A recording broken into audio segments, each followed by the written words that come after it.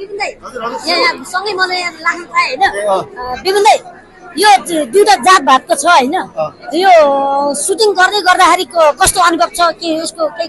भन्न सक्नुहुन्छ यो कस्तो भयो भनेदेखि हामीले एकदमै गाह्रो गरी काम गरेको थियौँ क्या सुटिङ चाहिँ अब यहाँलाई थाहा छ धेरै प्रडक्ट चाहिँ बन्द हुँदै फेरि रोकिँदै केही समय यो 6-7 महिनाको 10 महिनाको अवधिमा चाहिँ सुटिङ भएको थियो होइन धेरै प्रडक्ट चाहिँ बन्द हुँदै अब नहोला फिल्म जस्तो पनि भएको थियो एउटा केही समयमा मैले पनि धेरै चाहिँ यो सुटिङ भइरहँदाखेरि धेरै घटनाहरू मेरा जीवनमा पनि घटेका छन् त्यो भएर पनि अब यो एकदमै त्यो दुःख एउटा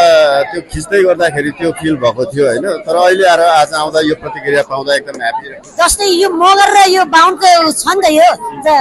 काफ्लेको भयो नि होइन तपाईँलाई काफ्लेको जस्तो लाग्यो यो काफ्लेतिर हुनुहुन्छ तपाईँ होइन कति चेन्ज हुनुभयो नि त त्यो हुँदै गर्दाखेरि कस्तो महसुस गर्नु अलिअलि त महसुस त भयो होला नि